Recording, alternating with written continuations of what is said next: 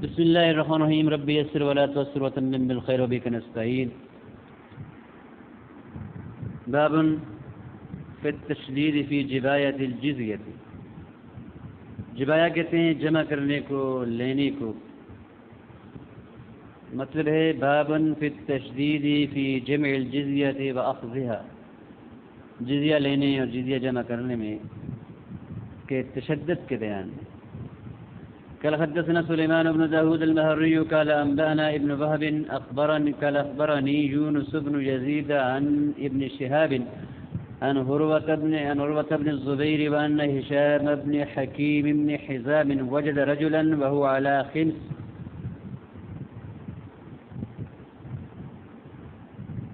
حکیم ابن حزام نے ایک آدمی کو پایا جو کہ شہر خمس پر نگران تھا، عامل اور امیر مقرر تھا. یشمس ناسا من القبط، قبطیوں کے کچھ لوگوں کو وہ دھوپ میں بٹھائے ہوئے تھا، فی ادائی الجزیہ سے جزیہ کی ادائیگی کے سلسلے میں. فقال ما هذا، تو حضرت حکیم ابن حزام نے کہا یہ کیا ہے، یہ کس قسم کی تکلیف ہے، کس قسم کا عذاب ہے. شمس یشمس، تشمیس کا معنی ہوتا ہے کسی کو دھوپ میں کھڑا کرنا، کسی کو دھوپ میں ڈال دینا. تو یہ بطور سزا کے انہوں نے ڈالے تھے تاکہ وہ لوگ جزیہ دیں. سمیت رسول اللہ صلی اللہ علیہ وسلم یقول، حکیم ابن حزام کہنے لگے کہ میں نے پاک کو یہ کہتے سنا ہے، ان اللہ عز وجل لا يعذب الذين يعذبون الناس في الدنيا، بے شک اللہ رب العزت جو ہے وہ ان لوگوں کو عذاب دیں گے جو دنیا میں لوگوں کو عذاب دیتے ہیں. یعنی اس بات کو حضرت حکیم ابن حزام نے برا جانا اور اس کی برائی پر نبی کریم صلی اللہ علیہ وسلم کا یہ قول بھی بیان کر دیا. یہ جو تکلیف دے رہے ہو، عذاب دے رہے ہو، یہ ٹھیک نہیں ہے. منذری کہتے ہیں کہ اس حدیث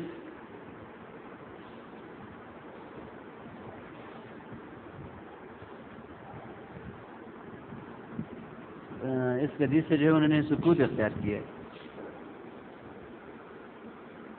قال حدثنا باب في تشهير اهل الذمه اذا اختلفوا بالتجارات في نسخه بالتجاره وفي نسخه ثانيه بالتجارات.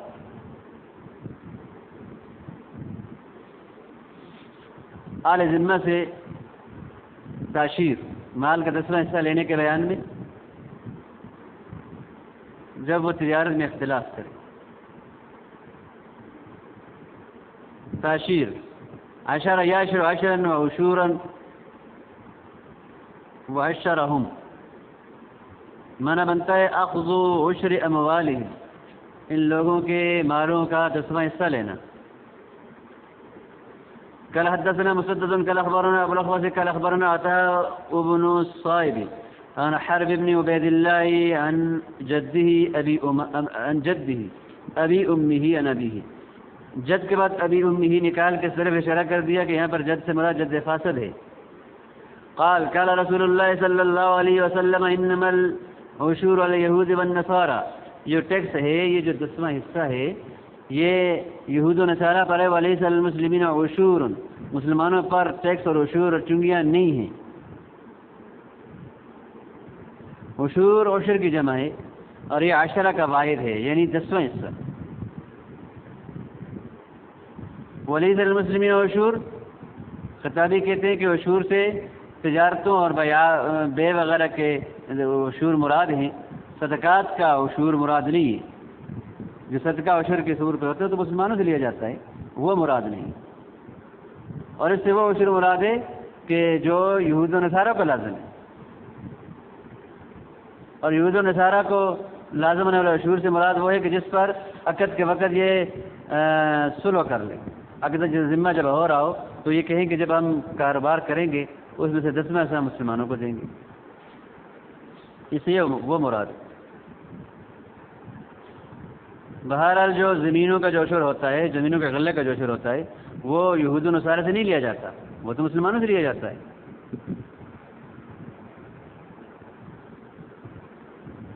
قال حدثنا محمد بن عبيد المحاربي قال اخبرنا وكيع عن سفيان عن عطاء بن الصائب عن حرب بن عبيد الله عن النبي صلى الله عليه وسلم بمعناه قال خراج مكان عشور.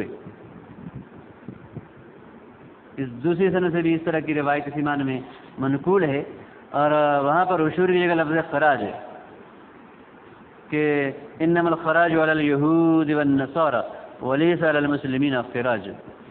حدیث ایسی ہے کہ جس سے علامہ منذری نے سکوت اختیار کیا. قال حدثنا محمد بن بشار قال اخبرنا عبد الرحمن قال اخبرنا سفيان عن عطاء عن رجل من بكر بن وائل عن قاله قال قلت يا رسول الله أعشر قومي قال انما العشور. ایک آدمی نے کہا کہ کیا میں اپنی قوم سے 10واں حصہ لوں. یہ روایت اگلی روایت میں یہ معنی جو ہے تفصیل سے آ رہا ہے.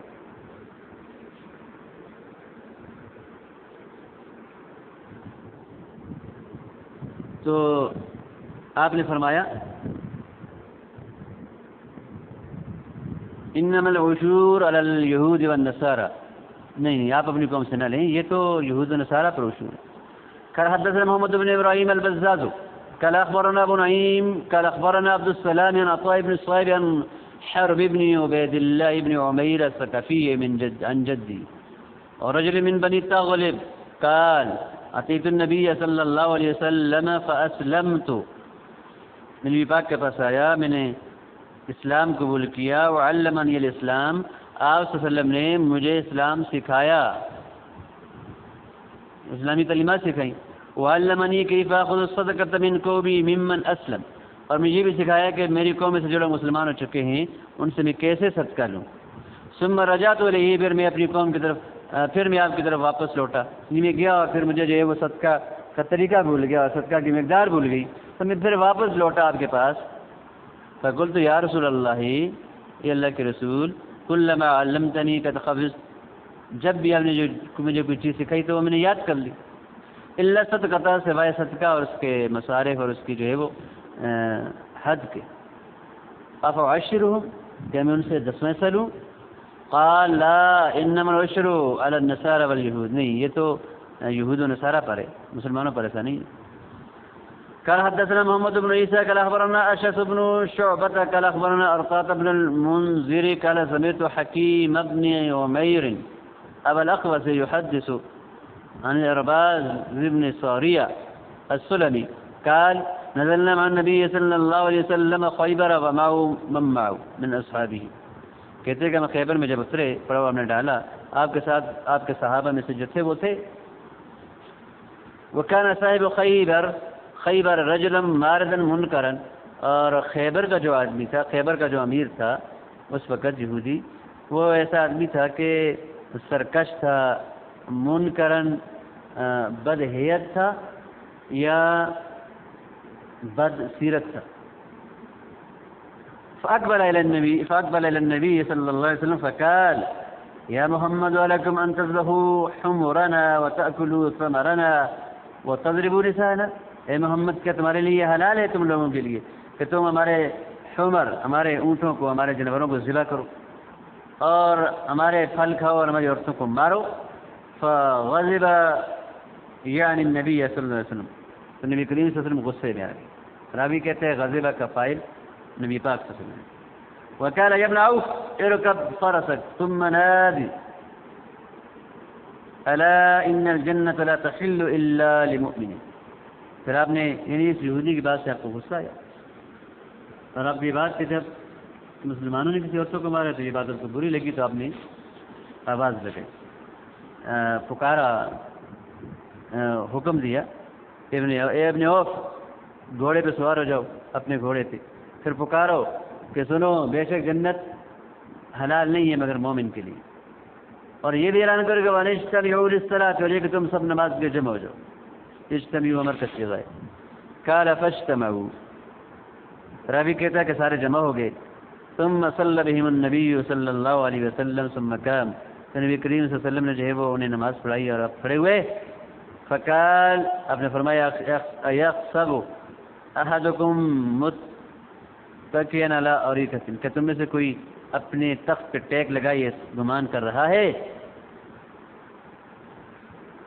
کہ قد یظن ان اللہ لم یحرم شیئا، اور وہ یہ گمان رکھ رہا ہے کہ اللہ نے کوئی چیز حرام نہیں کی، الا ما فی هذا القرآن، مگر وہ کچھ جو اس قرآن میں ہے۔ الا وانی واللہ قد وعظت وامرت، وفی نسخۃ قد امرت ووعظت، اکثر میں نے نصیحت کی اور میں نے یہ حکم دیا، ونعیت عن اشیاء، اور بہت سی چیزیں میں نے منع بھی کیا، انها لمثل القرآن اکثر، یہ میری جو منہیات ہیں اور میرے جو اوامر ہیں وہ قرآن کریم کی منہیات اور قرآن کریم کی جو ہے وہ اوامر کے قریبی مقدار میں یا مقدار میں اس سے بھی زیادہ ہیں۔ وَأَنَّ اللَّهَ تَعَالَى لَمْ يَحِلُّ لَكُمْ أَن تَدْخُلُوا بُيُوتَ أَهْلِ الْكِتَابِ إِلَّا بِإِذْنِهِ، اور یہ کہ اللہ رب العزت نے تمہارے لیے حلال نہیں کیا کہ تم جو ہے وہ اہل کتاب میں سے کسی کی جو ہے وہ گھر میں جاؤ اور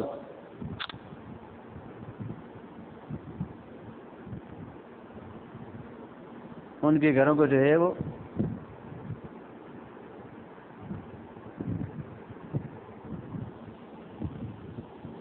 گھروں کی جو ہے بے حرمتی کرو، تمہارے لیے حلال نہیں ہے، مگر یہ کہ تم اجازت کے ساتھ گھروں میں داخل ہو جاؤ۔ ولا ضرب نسائهم، اور اللہ نے تمہارے لیے ان کی عورتوں کو مارنا بھی حلال قرار نہیں دیا۔ ولا اکل ثمارهم، اور ان کے پھلوں کو کھانا بھی حلال قرار نہیں دیا۔ اذا اوتوکم الذی علیہم، جب وہ تمہیں وہ جزیہ جو ان پہ رکھا گیا ہے وہ دیتے ہیں تو تمہیں کیا تکلیف ہے کہ تم ان کے پھل کھاتے ہو، ان کی عورتوں کو تکلیف ہے، یہ تمہارے لیے حلال نہیں۔ تو جزیہ لینے کے اندر تشدید اور سختی نہیں کرنی چاہیے، جیسا کہ اس باب سے پہلے باب میں یہ بات گزری۔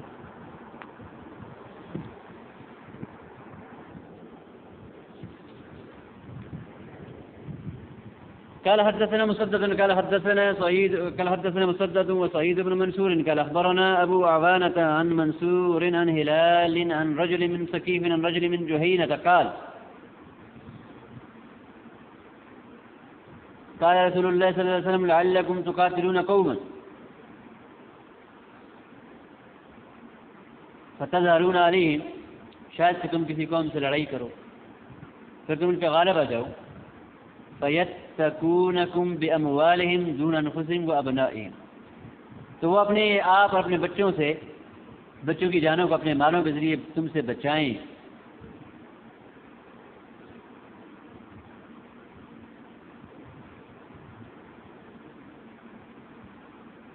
يَجْعَلُونَ أَمْوَالَهُمْ وِقَايَةً لِأَنفُسِهِمْ وَأَبْنَائِهِمْ، کہ وہ اپنے مالوں کو اپنے بچوں اور اپنی جانوں کا جو ہے وہ سبب وقایا بنے، سبب بچاؤ بنے، بچاؤ کا ذریعہ بنے،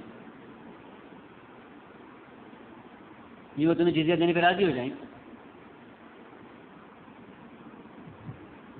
قال صحیح فی حدیثه فیصالحونکم علی صلح فیتقون کے بجائے ان کے حدیث میں ہے کہ وہ تم سے ایک صلح کر لیں، ثم اتفقا، پھر دونوں راوی جو ہے وہ مسدد اور سعید بن منصور آگے ان کا متن حدیث پہ اتفاق ہے، فلا تصیبوا منهم شیئا فوق ذلك، تم اس سے زیادہ ان سے کوئی چیز بھی نہ لو، فإنه لا يصلح لكم، اس لیے کہ تمہارے لیے حلال نہیں ہے، تمہارے لیے درست نہیں ہے۔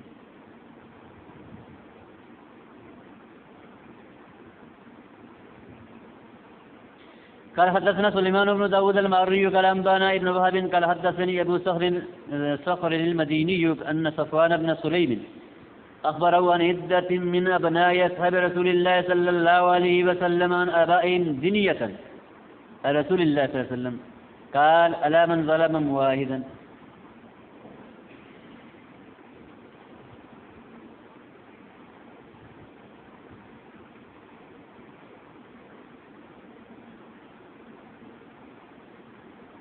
دینیت رسول اللہ نبی پاک کے نسب جن کے نسب قریب تھا، لاسکی نسب جن کا نسب ملا ہوا تھا، الا من ظلم واحدا، سنو جس نے بھی کسی معاہد پر ظلم کیا، تنبیہ کے لیے معاہدا ذمیا او مستامنا. اب انتقصہ یا اس کا حق کم کیا تو کلفہ فوق طاقتہ فوق طاقتہ یا اس کی طاقت سے زیادہ کا مکلف بنایا جزیہ کی ادائیگی میں یا خراج کی ادائیگی میں، یعنی اس سے ایسا جزیے کی وہ مقدار میں جو اس سے واجب ہی نہیں یا واجب سے زیادہ لینا.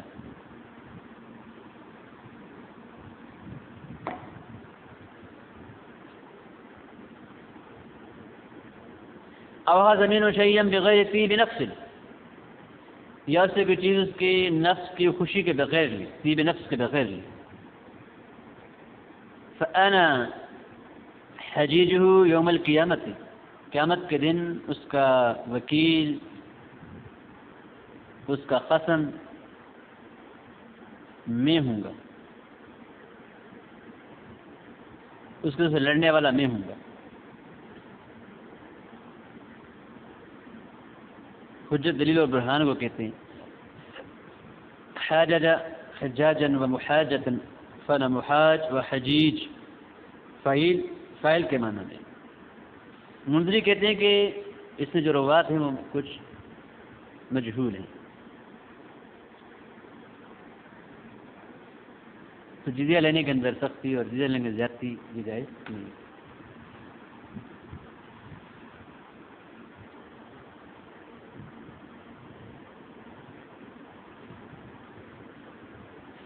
باب فی الذمی الذی یسلم فی بعض سنۃ حل علیہ جزیہ، ایسا ذمی جو شروع میں تو ذمی تھا، سال کے دوران کسی وقت بھی وہ مسلمان ہو جاتا ہے تو کس پہ جزیہ ہوگا یا نہیں ہوگا؟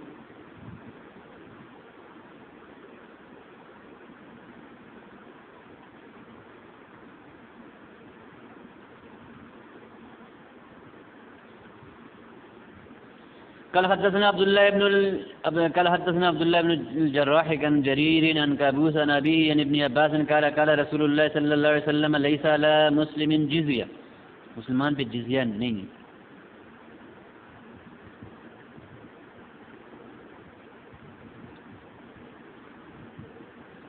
خطابی نے کہا کہ اس کی دو وجہ پہ تعبیر ہو سکتی ہے. ایک تو یہ کہ جزیہ کا منع خراج لیں، لہذا اگر کوئی یہودی ہو اور مسلمان ہو جائے تو اس کے قبضے میں وہ زمین ہو جس پر اس سے صلح کی گئی ہے، اس کی گردن سے جزیہ ہٹا دیا جائے گا اور اس کی اپنی زمین سے خراج ہٹا دیا جائے گا. یہ سفیان ثوری اور امام شافعی کا قول ہے. اور سفیان ابن عیینہ کہتے ہیں وَإِنْ كَانَ الْأَرْضُ مِمَّا أُخِذَتْ عَنْبَةً، اگر زمین ایسی کہ جو قہراً لی گئی ہے، پھر اس زمین کا جو مالک ہے وہ اسلام لے آتا ہے، اس سے جزیہ ہٹا دیا جائے گا اور لیکن اس کی زمین پر خراج باقی رہے گا.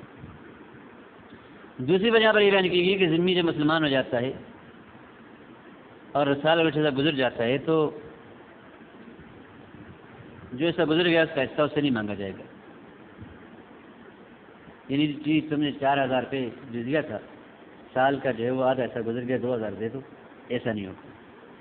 جیسے کہ جو ہے مسلمان سے جب وہ سال گزرنے سے پہلے اپنے جانور بیچ دیتا ہے تو اس سے صدقہ زکوٰۃ نہیں دی جاتی، اسی طرح سے بھی نہیں لیا جائے گا. اسی لیے ایسا حق ہے جزیہ یہاں پر یا زکوٰۃ جو سال کے حول کے استکمال پر، مکمل ہونے پر واجب ہوتا ہے.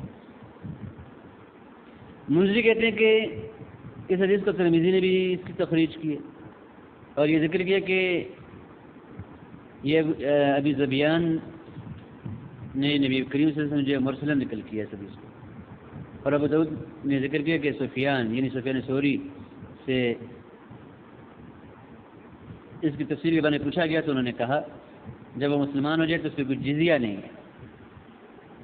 یہ ذبیان میں جو لفظ ہے یہ ذا کے فتح کے ساتھ ذا بیان، اور یہ بھی کہا گیا کہ یہ کسرہ کے ساتھ ہے.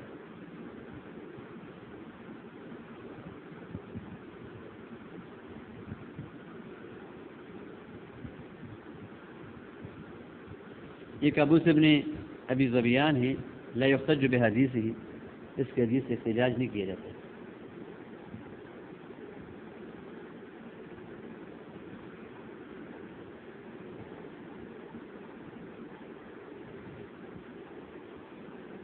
قال حدثنا محمد بن كثير قال سئل سفيان يعني عن تفسير هذا فقال اذا اسلم فلا جزية عليه. گزر چکی ہے بات. باب في الامام يقبل ہدایہ المشرکین، ایسے امام کے بارے میں کہ جو مشرکین کی ہدایہ قبول کرتا ہے.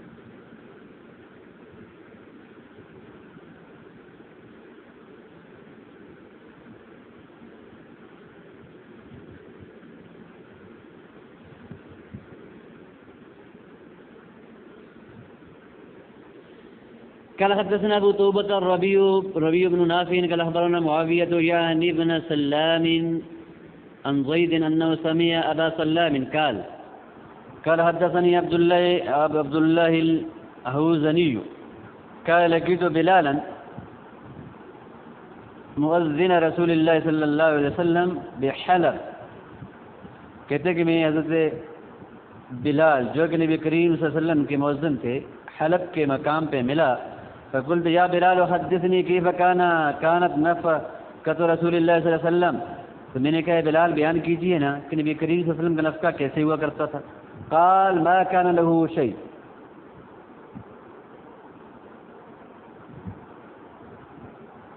تو بلال کہنے لگے کہ نبی پاک کے پاس کچھ نہیں ہوتا تھا. انا الذي آلی ذلك منه. ولایت سے صیغہ متکلم کا صیغہ ہے اتولی. نفقے کے جو معاملہ تھا اس کا میں متولی بن جاتا تھا، میں نگران بنتا تھا، میں منتظم بنتا تھا. منذ بعثه اللہ تعالی، اس وقت سے جب سے نبی پاک کو اللہ نے نبی بنا کے بھیجا. حتی الى ان توفی، یہاں تک کہ آپ صلی اللہ علیہ وسلم کی وفات ہوگی رسول اللہ صلی اللہ علیہ وسلم. وكان اذا اتاه الانسان مسلما فراه عاريا يأمرني. اور آپ کی کیفیت ایسی تھی، سخاوت ایسی تھی کہ جب آپ کے پاس کوئی انسان آ جاتا مسلمان، آپ اسے دیکھتے کہ وہ ننگا ہے، یعنی وہ اس کے پاس پہننے کو کپڑے نہیں ہیں، یا مورنی، تو آپ مجھے حکم دیتے. فانطلق، میں جاتا، فاستقرض، میں قرضہ لیتا، فاشتری له البردہ، میں کچھ بھی چادر وغیرہ خریدتا، فاکسو، میں اسے پہناتا، واطعم، اسے میں کھانا کھلاتا. فاستأذرنی اور رجل من المشرکین فقال یا بلال، یہاں تک کہ ایک دفعہ ایک آدمی مشرکین کا میرے پاس آیا، ہمارے اوپر آیا، تو آپ نے فرمایا اے بلال ان عندی سعہ، اب میرے پاس گنجائش ہے. فلا تستقرض،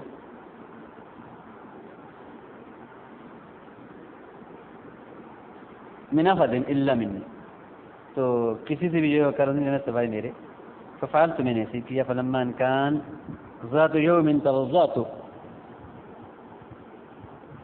پھر جب ایک دن ایسا ہوا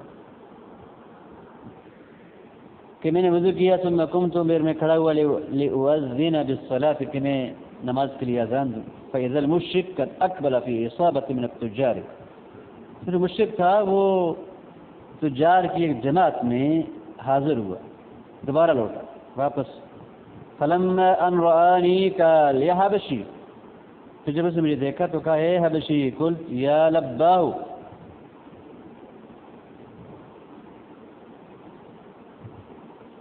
یعنی لبیک، جی میں حاضر ہوں. فتہجمنی وقال لی قولا غلیظا، فتہجمنی ای تلقانی بوجہ کریہ غلیظ، وہ مجھے بڑی برا منہ بنا کے مجھے ملا اور اس نے مجھے بری بات کہی،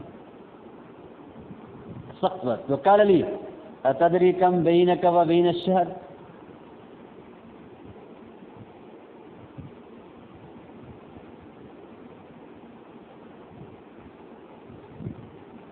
اچھی اوپر تھا کہ یا بلال ان عندی سیاتن، تو اس مشرک نے کہا کہ مجھے سے قرضہ لیا لینا، کسی اور سے نہ لینا.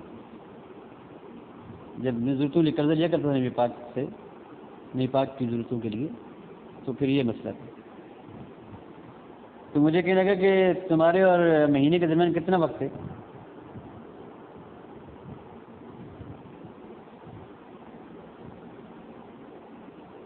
قال قلت قریب، میں نے کہا تھوڑا ہی وقت. کے قریب ہی ہے. قال انما بینک و بینہ اربع، تو اس نے کہا تیرے اور اس مہینے کے درمیان جو مدت ہے وہ 4 دن کی رہ گئی ہے. فآخذک بالذی علیک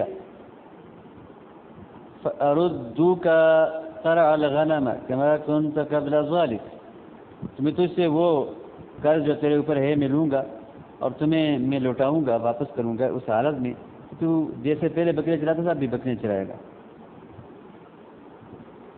مہینے کے آخر میں تم سے جو ہے وہ جو مال ہے اس کے مقابلے میں تم سے اتنا لوں گا اور اس مال کے مقابلے میں تجھے میں غلام بنا دوں گا.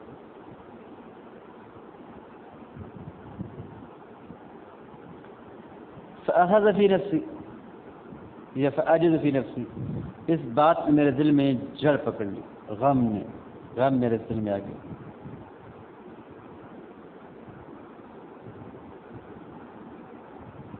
ما یاخذ فی انفس الناس، جیسے کہ لوگوں کے دلوں میں اس طرح کا غم آ جاتا ہے ایسی بات سن کر. حتی اذا صلیت العتمۃ، یہاں تک کہ جب میں نے عشاء کی نماز پڑھی اور رجع رسول اللہ صلی اللہ علیہ وسلم الی آلہ، نبی کریم صلی اللہ علیہ وسلم جو اپنے گھر والوں کی طرف لوٹے، فاستأذنت علیہ، تو میں نے آپ کے پاس آنے کی اجازت مانگی. فأذن لی آپ صلی اللہ علیہ وسلم نے مجھے اجازت دے دی. قلت، تو میں نے کہا اے اللہ کے رسول، یا رسول اللہ، بأبی انت وأمی، آپ پر میرے ماں باپ قربان، ان المشرک الذی کنت اتدین منہ، وہ مشرک جس سے میں قرضہ لیا کرتا تھا، قال علی کذا و کذا، سے مجھے ایسے سے کہا ہے، ولیس عندک ما تقضی عنی ولا عندی وهو فاضی، اور آپ کے پاس نہ میرے پاس ایسی چیز نہیں ہے کہ جس سے ہم اس کا قرضہ ادا کریں، حال یہ ہے کہ وہ مجھے ذلیل کرنے والا ہے.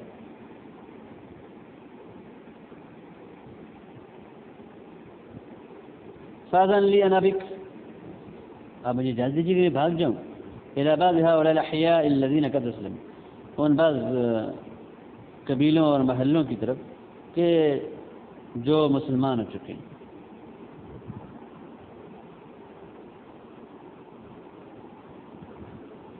حتی یرزق اللہ تعالی حتی یرزق اللہ تعالی رسولہ، یہاں تک کہ اللہ اپنے رسول کو ما یقضی عنی، وہ شے عطا کر دے رزق کے طور پر کہ آپ جو ہمیں مجھ سے وہ قرضہ اتار دیں. فخرجت حتی اذا اتیت منزلی، تو میں نکلا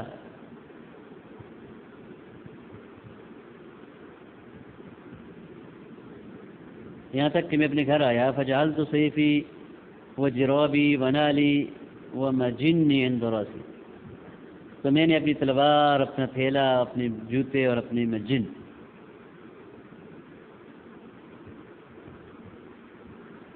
ڈھال جو تھی وہ میں نے اپنے پاس رکھی. حتی اذا انشق عمود الصبح، یہاں تک کہ جب صبح کا ستون طلوع ہوا، یعنی جب صبح پھوٹی اول پہلی، اردت ان انطلق، تو میں نے ارادہ کیا کہ میں چلوں گا. فاذا انسان لیس یدعو، تو ایک آدمی دوڑتا آیا بلانے لگا، یا بلال اجب رسول اللہ صلی اللہ علیہ وسلم، بلال نبی پاک کو جا کے جواب دو، حاضری کرو. فانطلقت حتی اتیت، میں چلا یہاں تک کہ میں آپ کے پاس آیا. فاذا اربع رکائب منخات علیہن حمال، تو اچانک میں کیا دیکھتا ہوں کہ 4 اونٹنیاں ہیں بٹھائی ہوئی ہیں، ان پہ ان کے بوجھ بھی ہیں بہت زیادہ، ساز و سامان لدا ہوا ہے. فاستأذنت، تو میں نے اجازت طلب کی. فقال علی رسول اللہ صلی اللہ علیہ وسلم، یہ پاک صلی اللہ علیہ وسلم نے مجھ سے فرمایا، ابشر فقد جاءک اللہ تعالی بقضائک، بلال خوش ہو جاؤ، خوشخبری لو، اللہ تمہارے پاس وہ چیز لے آیا ہے جو تیرے اس قرضے کو ادا کر دے گی. ثم قال الم تر الرکائب المناخات الاربع، کیا تم نے یہ 4 بیٹھی اونٹی نہیں دیکھی؟ فقلت بلا، میں نے کہا کیوں نہیں اللہ کے رسول؟ فقال ان لك رکابهن وما علیہن، ان کی گردنیں اور جو کچھ ان پر ہے یہ سب تمہارے لیے. فإن علیہن کسوة وطعاما اہداہن الی عظیم فدق، ان پر جو ہے وہ کپڑے بھی ہیں، غلہ کھانا بھی ہے، یہ مجھے جو ہے وہ فدق کے عظیم نے، فدق کے بڑے نے اور اس کے امیر نے مجھے ہدیہ کی. فَاقْبِضْهُنَّ وَاقْضِ دَيْنَكَ، انہیں لو اور اپنا قرضہ ادا کرو. ففعلت، تو بلال کہتے ہیں میں نے اسی طرح کیا.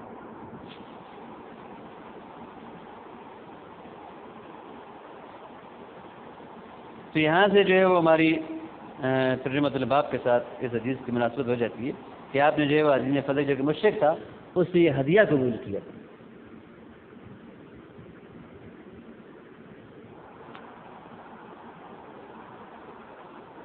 فذکر الحدیث میں پھر ساری بات بیان کی.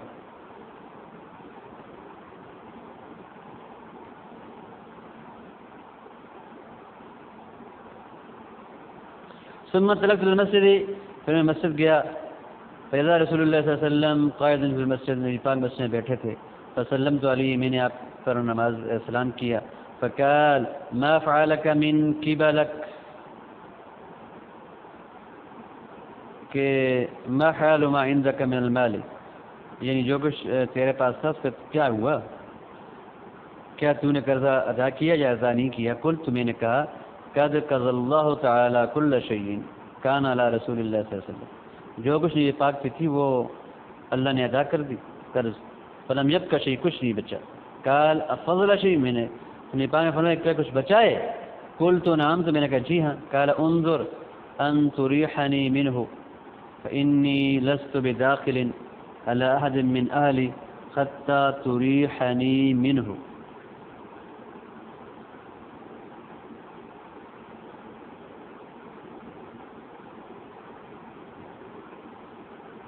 یہ سنو،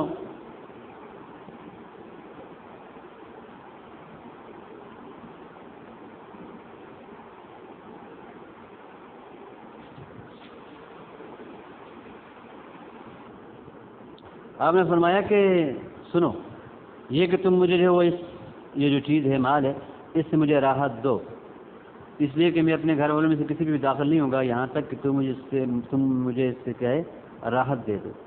مطلب یہ تھا کہ تم اس کو جو ہے وہ خرچ کر دو مصارف پر. آپ سے زیادہ شیوا یہ تھی کہ آپ کے پاس ایک رشتے داری تھی، آپ اس کو خرچ کر دیتے تھے، کچھ بھی نہیں چھوڑتے تھے اپنے پاس. یا وسلم کی صحابت اور پھر آپ کے اہل بیت کا یہ خاصہ بن گیا.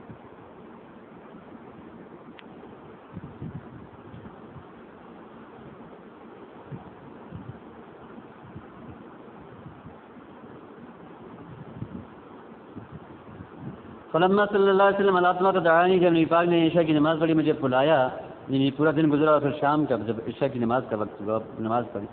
ما فعل الذي قبلك، تو نے اپنی طرف سے کیا کچھ کیا ہے؟ قال قلت، میں نے کہا هو معي لم يأتنا آخر، وہ میرے پاس سے کوئی نہیں آیا. فبات رسول اللہ صلی اللہ علیہ وسلم في المسجد، نبی پاک نے رات مسجد میں گزاری. وقص الحدیث، اور آگے ساری حدیث بیان کی.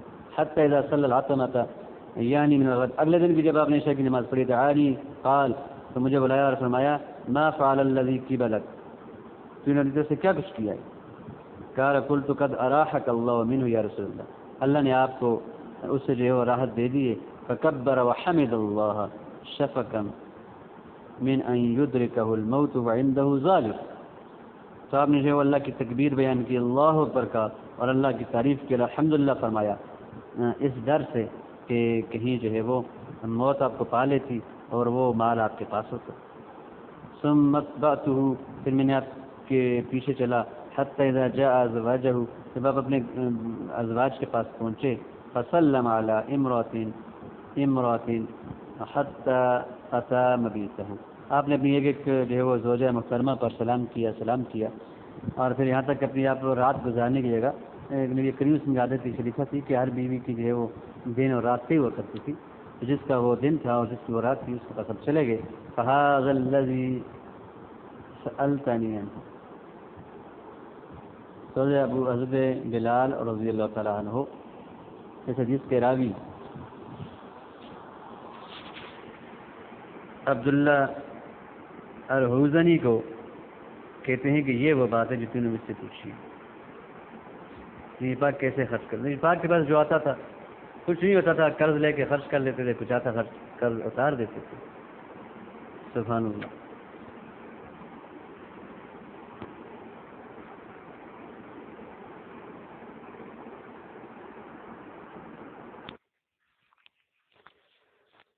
قال حدثنا محمود بن خالد قال أخبرنا مروان بن محمد قال أخبرنا معاوية بمعنى إسناد أبي توبة وحديثه قال عند قوله ما يقضي عني کہ جو چیز مجھ سے جو وہ قرض ادا کرے یہ شے تو ہے نہیں میرے اور آپ کے پاس اللہ کے رسول، تو فسکت عنی رسول اللہ صلی اللہ علیہ وسلم، نبی کریم صلی اللہ علیہ وسلم نے جو ہے وہ خاموشی اختیار کی، فالتمستها، تو یہ بات مجھ پہ گراں گزری کہ میں نے نبی پاک کے پاس اپنا مسئلہ رکھا اور آپ خاموش رہے. یہ بات مجھے نہیں اچھی نہیں لگی. مجھے یہ امید تھی کہ آپ صلی اللہ علیہ وسلم سے وہ کہ حل پیش کریں گے اور آپ خاموشی اختیار کی.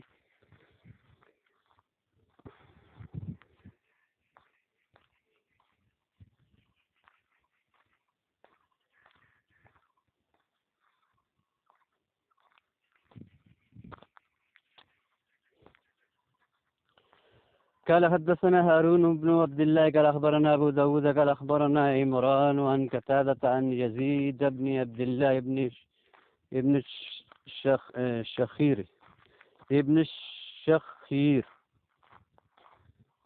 عن عياذ بن حمار قال أهديت إلى النبي صلى الله عليه وسلم ناقة، میں نبی پاک صلی اللہ علیہ وسلم کو ایک اونٹنی ہدیہ کی. فقال اسلمت؟ قلت لا، آپ نے کہا کہ تم مسلمان ہو چکے ہو؟ میں نے کہا نہیں. فقال النبی صلی اللہ علیہ وسلم انی نہیت عن ضبط المشرکین، آپ نے فرمایا کہ ہمیں جو ہے وہ مشرکین کے جو ضبط ہے، جو عطایا ہیں، اس سے منع کیا گیا ہے. پہلی حدیث جو گزری اس میں تو یہ ہے کہ آپ صلی اللہ علیہ وسلم نے ایک مشرک سے اور صدق کے عظیم سے 4 اونٹنیاں سامان سے لدی لے لی، جس سے پتہ چلتا ہے کہ مشرکین سے ہدیہ قبول کیا جا سکتا ہے. اور اس حدیث میں کہ آپ نے کہا کہ ہمیں تو مشرکین کے ہدیے کے قبول کرنے سے منع کیا گیا ہے.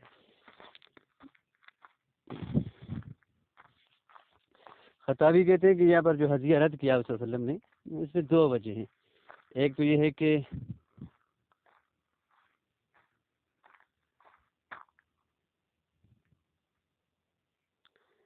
آپ نے جو ہدیہ اس کا واپس کیا تاکہ ہدیے کی واپسی جو ہے اس پہ گراں گزرے اور وہ اسلام قبول کرنے کی طرف مائل ہو جائے. اور دوسرا یہ تھا کہ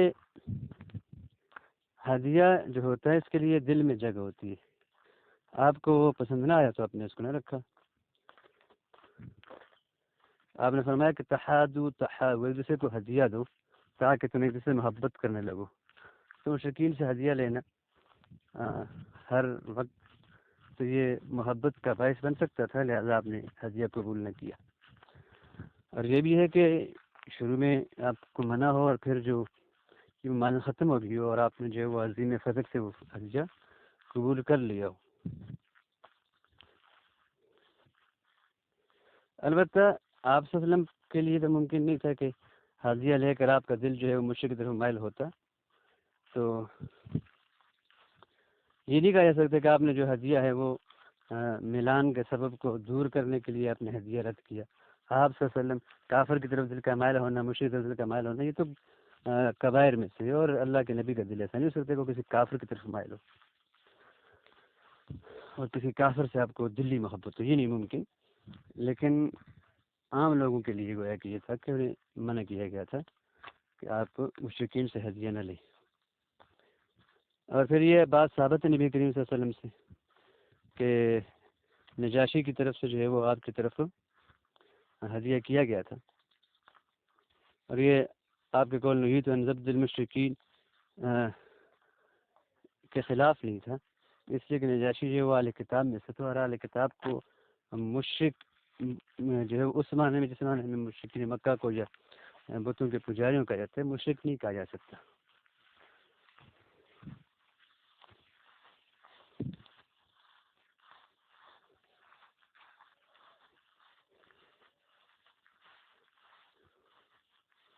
اور ہمارے لیے جو اہل کتاب کا کھانا، ان کا ذبیحہ حلال ہے، ان سے نکاح حلال ہے، اور اہل شرک کے ساتھ اس طرح کے معاملات جائز نہیں ہیں. تو لہٰذا مشرک، لفظ مشرک بطور اسم جن حضرات پہ بولا جاتا ہے یعنی مشرکین وغیرہ پہ، تو ان سے ان کا حکم جدا ہے۔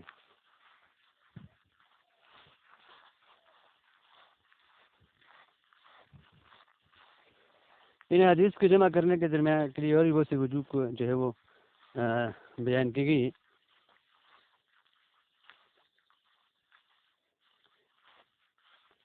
علامہ منذری کہتے ہیں کہ ترمذی نے اس حدیث کی تخریج کی اور کہا کہ یہ حدیث حسن صحیح ہے۔ واللہ تعالی عالم بالصواب وما علینا الا البلاغ۔